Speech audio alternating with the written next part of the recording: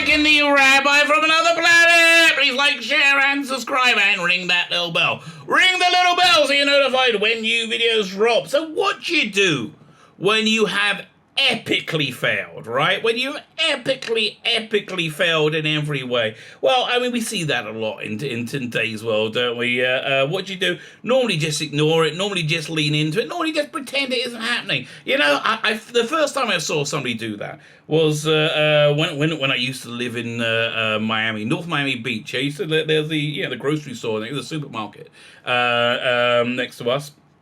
It was called Publix, right? And it was like, again, it was hotter places where it's where the Jews go to retire. It really is. So, if you ever watch Seinfeld, they all go where Jerry's parents go to Boca de Vista Manor.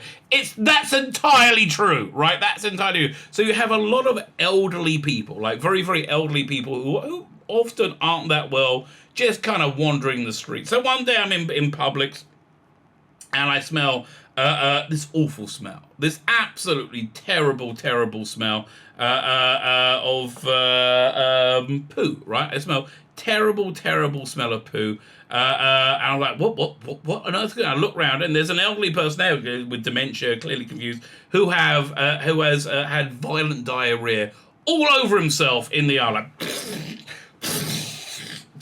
right, like absolutely. So again, I hope he had somebody help look after him, took him home and cleaned him up. It was, I felt very, very bad for the person, but that was, and so what you do then, you just pretend it hasn't happened. You lean into it, right? Or you could do what Chris Chibnall has done, which is try and distract in any way, shape, or form. So, that the man covered in his own diarrhea. If he could have just gone, oh look, it's Mickey Mouse, and pulled out somebody in a Mickey Mouse costume, and he go, everybody loves Mickey Mouse. He might have been able to detract from the fountain of diarrhea that exploded from him. Sadly, he didn't have Mickey Mouse to hand, right? Sadly, didn't have Mickey Mouse to hand. Chris Chibnall, however, has gone for, maybe I could distract people with any other part of Doctor Who. Any other part of Doctor Who other than mine, right? Don't let anybody remember we're watching my Doctor Who. We got to bring them in for any reason other than my Doctor Who, because they won't come in, right? People will not watch. So in this act of a complete desperation, right? I don't even think it's desperation. Now we're getting up to the centenary special. I'm looking for the air conditioning. It's getting kind of warm in here. I have noticed the BBC very much not promoting it, right? It's like absolutely not at all, and it's only a few weeks away at this point. Almost as if they're completely ashamed of it, which has been the ongoing rumor that they are completely ashamed of it, and there's a lot they could show off to get people excited. No, they're just not interested whatsoever.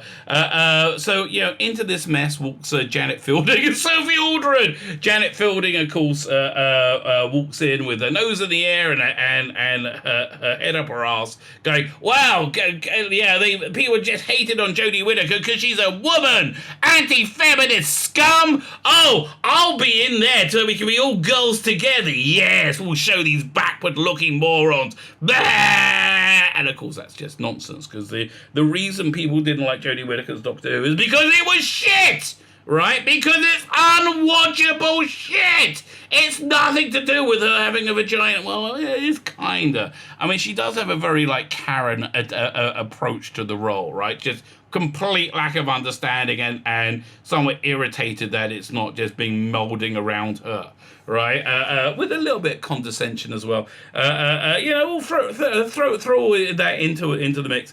So they brought in Janet Fielding and Sophie Aldred to make, I guess, to get fans to be excited, to help bring people in, I guess. I don't know. What are they thinking? Well, as I said, Janet Fielding, nose in the air, head up her ass. No idea what she's doing whatsoever. Sadly, Sophie Aldred also has been sucked into the same insanity of the modern age. And I actually do feel for Sophie. It's because, we live in very, very tribal times, right? We live in extremely tribal times, and this tribalism started a number of years ago with Brexit, with Trump. It was going on before then, right? But and so there was a complete destruction of freedom of speech at that time, right? If you weren't on board with then the nonsense being spoke about either Trump or Brexit, you are an evil, terrible person, must cancel you, and they deplatformed lots of people. Now people like Sophie Aldred are forced to say, it's wrong to say women can't have penises, and they don't really believe it, right? So that's basically how I think she's ended up in this. That just by believing in nonsense, believing in absolute nonsense that women have been an oppressed subclass in the Western world. No, you haven't, for God's sake. Fine, so we're going to read her interview and find out what was she thinking. Because I have no idea what was she thinking. Before we get into it, like, share, subscribe, comment. All those things are very, very, very good. Thank you very much. I'm actually recording this way in the dim mist of the past. When's this going out? How? I actually wrote a tentative schedule recently. I'm recording this on September the 21st. And this is probably going out when 22nd, 23rd, 24th, 25th, 26th. On the 26th, like a long time from now. It's the Jewish New Year, right? So I'm offline for 2 days. I'm trying to get content ready, and thank the good Lord, this content was provided for me by the good people at Doctor Who magazine. So as I said, like, share, subscribe, comment. All those things are very good. So absolutely subscribe. That really very, very much helps me. Comment. Sign up my Substack. It's in the video notes of my email newsletter. Tells you where you can find me, like where you can find all the fun things going on my channel, even when I'm banned from YouTube, which is going to happen momentarily. Also have a paid version.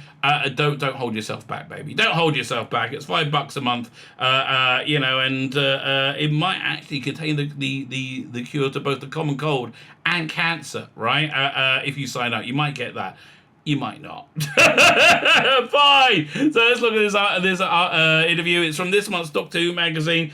Is this month's Doctor Who magazine recommend? I don't know. It depends. I mean, I'm not really interested in the current era of Doctor Who, right? Which is a lot of this is about the current era of Doctor Who. Listen, I would say go if you want to go back and read these interviews in more depth. Go ahead. So let's have a look at Sophie Aldred. Here's the thing. I hate that they're using my love of Sophie Aldred to somehow make this turgid era of Doctor Who in any way workable. Now, why do we love Sophie Aldred, right? Sophie Aldred is was the flag that Doctor Who became good again, right? Doctor Who had a really rough few years, I would say. From Case of Androzani to Remembrance of the Daleks, right? And I would say they were a rough few years. But by the time we got to Remembrance, you had Andrew Cartmel working out how to make Doctor Who. And he made great Doctor Who, right? The combination of the Seventh Doctor and Ace was brilliant. It was so cool. It was so contemporary. It was hip. It was great. She came in on a great moment of Doctor Who. In fact, she was the herald of a revival of quality. Sadly, I don't think that's going to continue. So let's read this article. After 33 years, Sophie Aldred is making an explosive return as the Doctor's incendiary companion Ace. Well, she was in she's been in a bunch of stuff as Ace. Come on. I was so emotional, she tells Paul Kirkley. Well, listen, a paycheck's always a paycheck. Let's see what she says. When Sophie Aldred's long-awaited return to Doctor Who was revealed on Easter Sunday this year, everyone lost their minds with excitement. Well, nearly everyone. I was like, really? That seems a bit sad and desperate to me, but okay. It seemed like a man covered in his own diuretic feces in a supermarket without a Mickey Mouse to hand. Okay. I was at my dad and stepmom's recalls Sophie, who captured the hearts of a generation of fans playing troubled teenager Ace alongside Sylvester McCoy's Doctor in the late 80s. And I explained to my stepmom, look, there's this trailer for the upcoming centenary special that I've really got to see. It'll be on at about 10 to 8. So could we organise that Easter dinner around that? Well, you could just watch on your phone. It's like, although, okay, I'm the same age as you, Soph. I don't think that way either. Anyway, when the time came, we hadn't actually quite finished, but we all trooped upstairs to where their telly is. Really? Me and my 2 grown-up boys, my husband Vince, and my dad and stepmom. Well, they couldn't have sent you a copy. You could have just shown them, put on your family WhatsApp group. Okay, and my stepmom. So we're all sitting around there. We're watching the lovely final scene of the Sea Devils story. It was shit. It wasn't a lovely final scene. It was like, if you thought me as, I would so lick your pussy if I wasn't scared. I mean, like, okay, doesn't really work for me. With Manda and Jodie, and then there was a trailer. Yeah, actually, something that really irritated me about Sophie Aldred. There was a really turgid Big Finish release where they intimated she was bi, right? And she said, well, that makes sense, because I don't think Ace would ever be closed off to anything. Sophie, are you bi? No, you're not. Are you closed off? No, you're not. So why are you parroting this bullshit that you don't actually believe? It's because this is what we do in 2022, apparently. And there was a trailer, there's 30 seconds of mad action, and then it stopped, and there was complete silence. My mum said, pudding anyone? Oh dear, everyone's a critic. Look, Jodie is not popular. Normies don't like Jodie. I mean, I don't know what to tell you. I understand she's a girl, right? That's not enough, right? That's not enough. Oh dear, everyone's a critic. I don't think it had gone in, said Sophie, smiling. And then I looked down at my phone and Twitter was going absolutely bad. For the next 2 hours, I was answering text from Chris Chibnall, from Rusty Davis, from Janet Fielding, and from all amazing people that I know through Doctor Who. Sophie had been sitting on the news since receiving the call for the previous August. I was in our conservatory, on the East Wing, when my agent rang and said, well, Sophie, you haven't heard from me in 15 years. How you doing? Who are you again? I'm your agent. What's that? Okay, no, that basically, I guess she must have an agent. She still does Big Finish. And then Doctor Who casting director Andy Pryor been on the phone asking for your availability, and we know what that means, don't we? And I finished the call with her and just burst into tears. Well, it's not that bad, okay? People will forget. I was so emotional. I never realised how excited I was. So excited and always had been about the possibility of a comeback. It's not like you've been away much, right? It's not like, and man, she just doesn't look that great in these pictures. Poor old Soph. So I met Chris on Zoom, and he said, would you do me the great honour and privilege of being in the anniversary episode? Ah! There you go. This ties into a rumour, right? That Chris went around and telling everybody this was the anniversary episode because there wasn't going to be an anniversary episode because he fucked up Doctor Who so much he destroyed it, right? And I said, wild horses couldn't stop me. It's not the anniversary episode, darling. It's not the anniversary episode. It's the end of Jodie's turgid run. It's not the anniversary. Wild horses wouldn't stop me. Maybe a terrible script. No, that wouldn't stop me either. And so would stop me. And well, what do you think Ace would do? He said. Well, he's got a post Doctor Who story, and we talked about Ace now, and I thought about her, and he said, well, look, I'm afraid we can't offer you all that because you've got Daleks, Cybermen, and Master, and another companion who I can't quite tell you about yet. But there's a lot going on in 90 minutes. So they sound like they were there for a few days. I mean, I wonder how long this shoot was. I'll admit, if I'm honest, my heart did sink a little bit. I was a bit disappointed thinking, oh, it's a cameo. And then I thought, God, I'm so ungrateful. So it is a cameo. Maybe she gets a cameo and Janet gets a bigger chunk of the action. So I lived with that for a while. The next thing was I went to Cardiff for a costume fitting with Ray Holman. I said, yeah, but I'll only be in a couple of scenes. And Ray says, not from the script I've read. Okay, apparently it bumped her up a bit. Many people plus several aliens and at least 2 robots have accompanied the Doctor on their travels in the decades. Sophie says she and Janet were honoured and thrilled to be given such prominent roles in the centenary special. But it was tinged with a little bit of thinking, what are the others going to say? Well, they're all going to be in the Ross D. Davis one. They're going to say, you backed the wrong horse, darling. That's what they're going to say. You backed the wrong horse. Because they're all such good friends. That's the other lovely thing about Doctor Who, where we all share a strange common family. Well, how many of them are there? I mean, who's still alive? They got...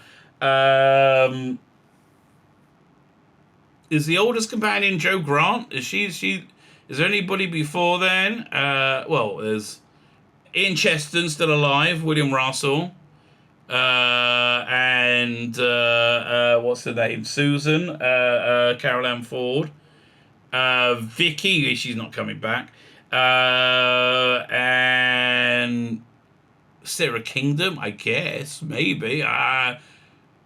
You got Jamie. Wendy Pabry's still alive. Yeah, but all these people aren't coming back. I think the earliest one is Jo Grant, right? Katie Manning. After Katie Manning, there's Lala Ward, Louise Jameson. Then we got Nyssa, obviously not in it because why would they have Tegan and Ace and not Nyssa? But there's not that many of them, right? How many? Like Bonnie Langford. Really? I don't think you got that many other people you have to worry about. Be frank about this. It was a big challenge. It was keeping the news secret, even from her own children. Vince was the only one who really knew. Vince is her husband or her son. One of my sons says to me, filming in Cardiff. I wonder what they make there. It means he worked out. Really, he was able to see through Chris Chibnall's Machiavellian disguises. I've been doing a fair few signings and conventions and not saying anything. People would ask me, if you come back, what would you do? And another person nailed it completely. They said, I would have Ace, then probably Tegan, and they'll be fighting the Cybermen. And I was going, Sophie adopts her most innocent butter with a mouth face. Oh yeah, that would be amazing, wouldn't it? So okay, so we got the guns they're firing then are clearly at Cybermen, right? Okay. Maybe they get cyberized. Could be. That'll be a shit idea. It sounds like something Chris Chibnall would do. Like Janet and the late Liz Sladen before, Sophie was really nervous filming her first scenes on the show after so many years away. Most of the work I've done subsequently has been audio, she says, of the post-Who career. In addition to playing Ace for Big Finish, has seen her voicing such TV favourites. I didn't know she did children's TV. As Dennis the Menace, Tree Fu Tom, and Peter Rabbit's sisters, Flopsy and Mopsy. Really? Okay, just interesting casting, isn't it? I wouldn't have really seen it, but okay. So, I was thinking, God, can I remember the lines? You can probably have them on your phone. I'm like, I'll probably hold them up for you. I understand. Because you lose that muscle memory. For my first scene, I was in Bristol filming in a museum, and I've been sort of hurried there with a golf umbrella. over me. So, and I walked on set, and the first assistant director said, "Welcome back, Sophie Aldred," and every burst into applause. And I was going, "Oh, no pressure." But Jamie Magnustone, director, who I think does a good job, was there, and he was just absolutely brilliant, and everyone was so nice and lovely. It just came back, I remembered how I adore the process of filming. Well, it must be fun, right? I was quite moved, actually, she admits, just thinking about all the Doctor Who fans I've known and loved for all these years, who have been longing to see Ace again. Yeah, but not like this. Really? Not like this. Oh look, we've got a bit the Lone Sideman. Such a great idea, so terribly wasted, right? But yeah, so it sounds like they're finding Cybermen, right? Was it? So what's the last word? Where do we leave off? Because the pressure is not just to do a great job for all the people who don't know who the heck Ace is. Most people are watching and going to know who Ace is, right? It's they're there for you more than they're there for Jodie. Okay, Jodie's not well liked, right? I don't know how to explain this to you in a clearer way. She's not well liked, because she's not very good. It's just, that's math. I don't have to say it to you. Yeah, no, Jodie's not that well liked. It was also the legion of fans who have been so loyal to the character over years, so important to do them justice. There's no chance of you being able to do this justice with the Chibnall script. I mean, really? Yeah, no. There's no... really? Okay. Fine. As a young actress in her 20s, Sophie loved learning the technical aspects of making Doctor Who. That hasn't changed. Even if the actual technical stuff has. Jamie had an app on his phone where he could choose his lenses. He says it's amazing. That's clever. Okay. And if anything, if something happened or it wasn't quite working, he'll go, "Oh, don't worry, we'll sort it out in post." Well, yeah, that's the forgiving technology of the day, I guess. Yeah, we could, was it work it out in post? Because he had worked it all out before, and he knew exactly what he needed for the day. For all the advanced technology, not to mention the sheer scale of one of Doctor Who's biggest, most ambitious story, it's bonkers, says Sophie. Again, something else that annoys me, it's the absolute waste of resources that this story represents. I mean, like, they keep saying it's the biggest ever. Could you imagine if it was actually good? Right? And do you think it's going to be dwarfed by the 60th? Have you seen the stuff they're filming? Right? That's going to be crazy. Oh, bit of Meet the Beep. Oh, God. I can't believe we've got to go through 90 minutes of this to get through this era, right? It's the worst. The process quickly began to feel familiar. It was very similar to the old days, really. The crew reminded me how absolutely marvelous crews we used to have. Everybody working in total dedication. And then which makes me feel bad when they work hard and they put this shit on screen and and it gets the worst ratings ever, right? It must be disheartening, mustn't it? Every working day, and when we filmed with Jodie and Mandip, it was obvious everybody was so happy because the two of them remind me of Sylvester and me. What? Wait, what? How in any way does Jodie Whittaker's gormless performance in any way remind you of Sylvester McCoy's excellent one? Like her girding into camera, right? What the hell? I mean, yeah, okay. In Time of the Rana, he did a little bit of girding when he was being, plugged into the big brain thing? But like, that's her go-to thing, bit of girding. The way Jodie exploded onto set and created this fun party. Yeah, but it hasn't translated into like watchable TV. Like everything. Oh, she's so much fun. Such a wonderful set. It's so great. It doesn't bloody matter. Like, if you can't make TV that's watchable, who cares how much fun you had? In fact, your fun is just kind of annoying, quite frankly. The banter with the crew and all that, there's no side to Jodie, no ego. Well, there shouldn't bloody be an ego. I mean, she's, again, a complete failure. Utterly useless.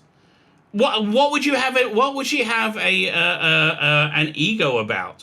She just wants to do the best job possible. What? No, she doesn't. I mean, really? Is that her best job possible? Really? Really? That can't be. No. Listen, I've seen every episode she's done on Doctor Who. She's awful. That can't be the best job possible, can it? Blimey, if it is, she's a terrible actor. Right? She is a terrible actor. What's that Woody Allen movie? Bullets Over Broadway, right? Bullets Over Broadway, great movie. About this actor who gets, this writer who gets mob funding for his play. And to get it, he gets the mob boss's girlfriend gets a part in it. And she has a minor part. And she's terrible, right? She's absolutely terrible. So that... Spoilers, this is from the 90s, right? So then you have this like this mobster that's like looking after her, and he ends up like co-writing the play, right with the writer, and he ends up becoming obsessed with how awful an actress the mob boss's girlfriend is, and he ends up bumping her off, right? Because he's like, I can't have her destroy my work this way. And it's like they did one performance when she was sick and wasn't in, and everything was better. Even the bits where she wasn't in was better, which is what I think would be like with Doctor Who. But there's this bit where he takes her out to kill her. He says, "Oh, you just go to the end of the pier over there. They're waiting for you there." And she goes out. He shoots her. Says, "You're a terrible actress." Bam, bam, shoot. I'm not advocating violence against Jodie Whittaker, but like how that hasn't happened is beyond me, right? I don't understand. I guess because Christian was got absolutely no standard whatsoever. Doing the best job possible and making it fun for everyone. It's not fun for the people watching, darling. I've watched every episode. I'd rather put a bloody fist up my arse than go through that shit again. It's not fun. It's not fun. It's not funny. Was it odd acting alongside a doctor that wasn't a role pal Sylve? Which does seem to indicate that Sylvester's not in it. Thank God. Oh, I hope he's not in it. Yeah, in a way, it felt like what a companion must go through after regeneration, when you got this strange loyalty to a previous one. She reflects. But funnily enough, Jodie has a very similar energy to Sylvester. No, she doesn't. Oh my God. No, I mean they're both bipeds. That's about as close. Like what? Can we get some kind of doctor to go and visit Sophie? She's clearly in some kind of deep, heavy delusion. I feel bad for the girl. Where are we up to? But it's just a similar energy to Sylvester. She kind of has a curiosity about everything and everyone. Well, she should be curious. She's a vacant-headed moron. And she's phenomenally professional. Dad, what? How is the shit I've seen on screen in any way called professional? What? I don't know. Why do you think just saying stuff makes it real? It doesn't. It is very strange. This is all very, very strange. We're getting scenes quite late, and she's still learning lines. And there's really big stuff she has to learn. Sometimes sometimes just before we recorded, but she walks through it once and she gets it. She's so clever, so quick. The way she gets it all in her brain. It's astonishing watching her work. Well, I agree with one of those statements. It's astonishing watching her work. It's astonishing. Yeah, it's astonishing. Clever? What? Darling. I mean, listen, I understand you're an actor and you say lies for a living, but come on, they got to have some kind of credibility. Having Janet there to lean on was just gorgeous. Oh, just gorgeous it is. Oh, I love a bit of Janet to lean on. We were both there to support each other with those initial nerves. Ace is a tough cookie.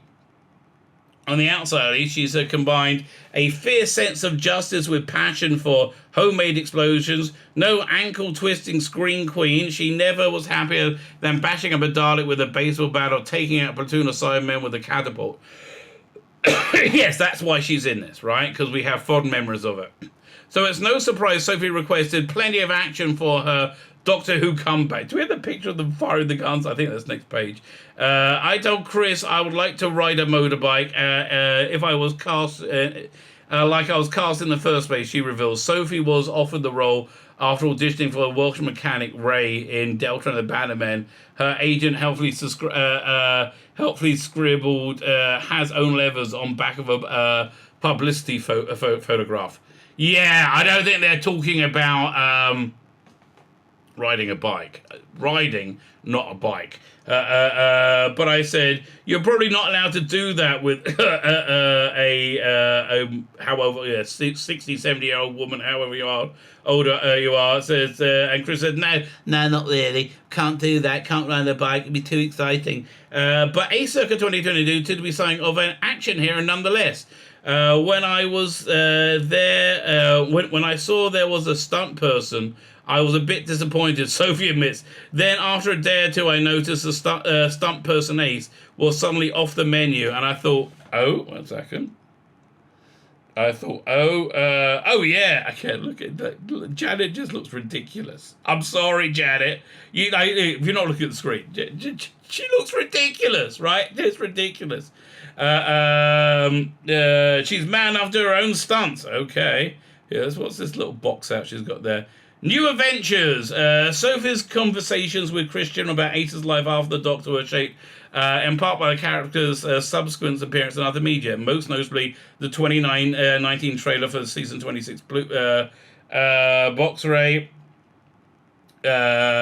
which itself is built off a mention in the CBBC spin-off Sarah Jane. People have taken her character in Big Finish and Virgin New Adventure novels. The comics reflect Sophie. It was very much Russell T Davies who mentioned of Ace running a charity. What's it called again? A Charitable Earth? Yeah. In Sarah Jane Adventures. She was going to be in it. If Liz Sladen's she was the next one going to be in it. Is a bit. I thought that's a bit lame, running a charity. What's that all about? But then I thought, no, it's perfect. She's got strong morals. She wants to make a difference. So when Pete Matigue made the script for the Blu-ray trailer, and they make such a big deal out of those Blu-ray trailers. I mean, really, that was another emotional because where I burst into tears. Well, okay, that's emotional when I burst into tears because it was beautiful, nostalgic. And I thought, yeah, that's exactly who Ace is now, right? Okay, fine. So she's doing her own stunts, I think. Yeah, fine. The first one we did was a sequence with the guns you see in the trailer. Even though we had to run really short distance, it looked like they really looked after us, patting us at elbows. It wasn't like in the old days when you just covered up bruises and kept going. Said, yeah, I'll jump through that window, no problem. Again, this is why you're invited back. Oh God, I'm looking at Janet. Janet, darling. I mean, that knowing look that you both, Janet and Jodie, having these knowing looks. You're both morons. I'm sorry. There's not much that you know, and thankfully Sophie's looking off into the distance. Get me out of here. Get me out of here. Did she and Janet share any tips about their life after the TARDIS with the current crew? They were fascinated to know. They asked, "What's it like?" So Janet said, Janet and I were like, "Sophie affects the knowing tone of the Sophie affects the knowing tone of season thesp. Let us give you some words of wisdom. It feels nice that they're part of a family now. In fact, I saw Mando at the London Comic Con in spring. It was weird. I was surrounded by people getting autographs. She was nobody around her at all. It was strange. I nearly vomited in my own mouth, the idea of Mandip. And it was quite funny because I went up to her and I could see her eyes were like, we can't say, can we? Oh, Keith thought, no, we're not allowed to say. So we both said very loudly, "It's so great to meet you." With that, the great acting that both Sophie Aldred and Mandip Gill is internationally renowned for. Someone else who is pleased to meet them was Jacob Anderson, who returns to Power of the Doctor as Serving Commander Instant V. Vinder of Castro Winter Foxfell. God, just everything Chibnall writes is bad, right? It's incredible, like without fail, right? It's like I don't think he could actually write something not awful, right? I really don't think he could do it. Who told Doctor Who magazine last year that Ace was a childhood hero. She was like the coolest person. Yeah, she was. Oh my God, grinned Sophie. He's so cool and gorgeous. I'd love to.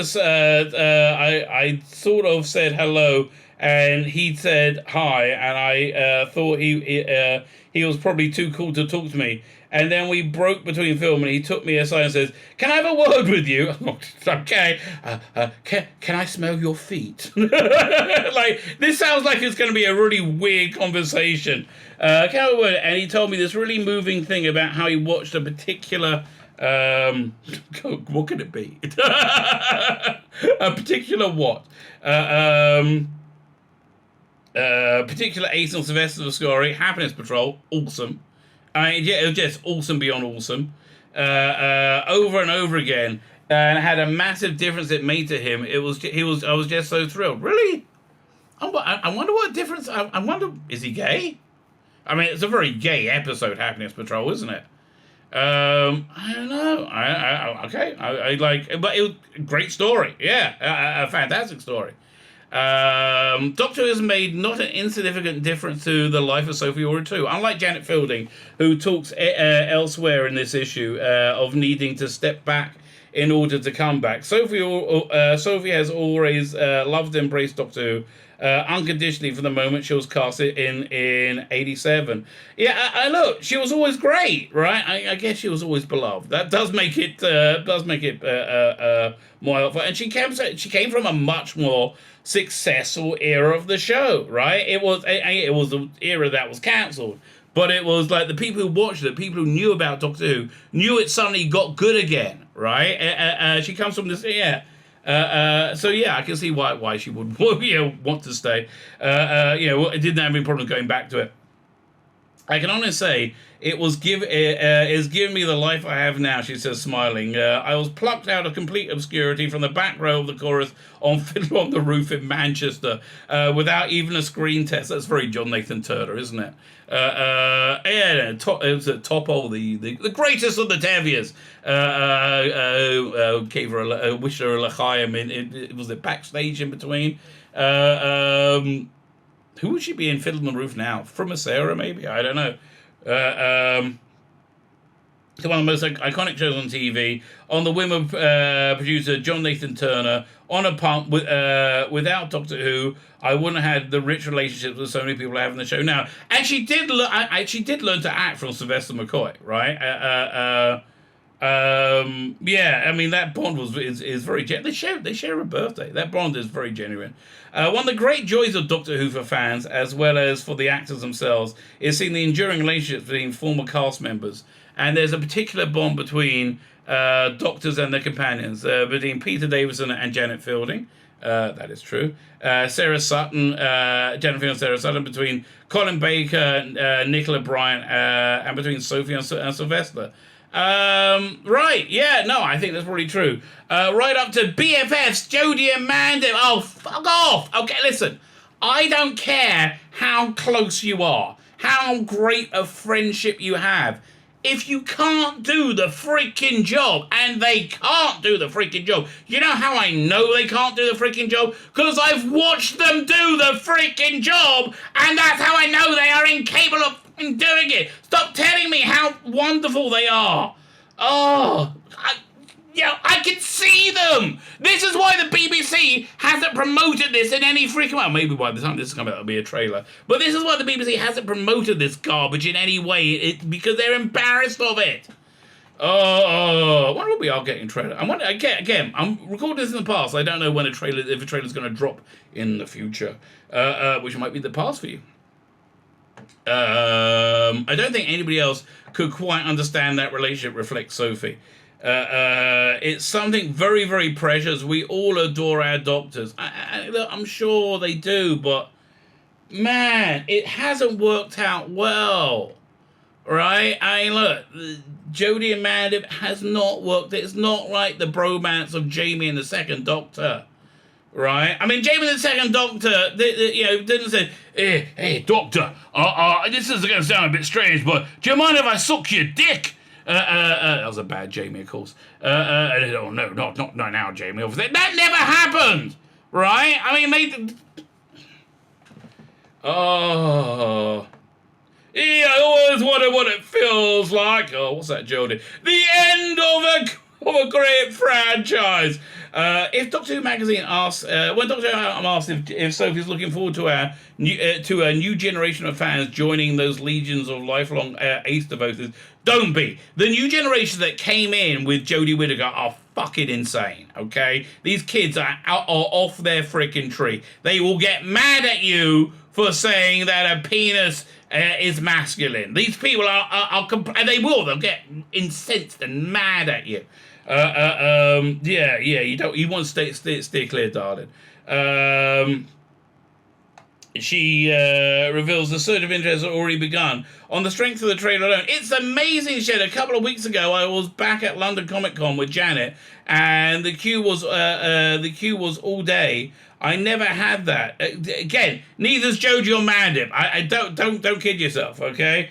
I've never had that, not even in the heyday. Really, it was an all-day queue. Yeah, okay. People are excited to see you.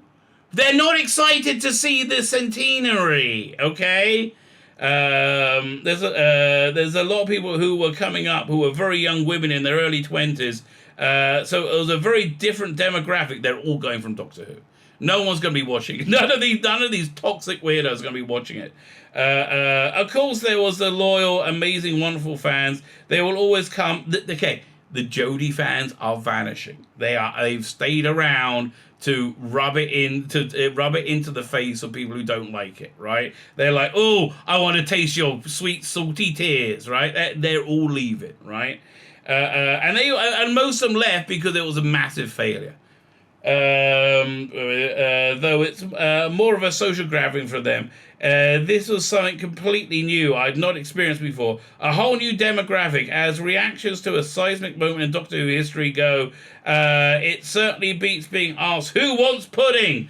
I hate to tell you this. I don't know what you had for pudding, right, on Easter Sunday. I don't know what you had for pudding. I'm going to make a guess. It was probably going to be a lot more successful than the centenary episode, which as the time recording, Wednesday the 21st, we've had absolutely no official announcement about whatsoever from other than the title, The Power of the Doctor, right? We've had no announcement about whatsoever. That doesn't sound like they're super excited by it, right? It doesn't sound like, oh, I can't wait. It sounds like they're a little bit embarrassed about it with good bloody reasons. So there you go. Why is Sophie already coming back? They offered her a job and she doesn't know how shit it is. And she believes the nonsense of the day. That's why Sophie Aldred's coming back. Will she make this episode any good? No! No, it'll be shit, okay? It will be shit. Unless, look, if it's not shit, I will say, wow, that was quite good. But come on, it's going to be shit. It's the man standing in the supermarket covered with his own diuretic diarrhea.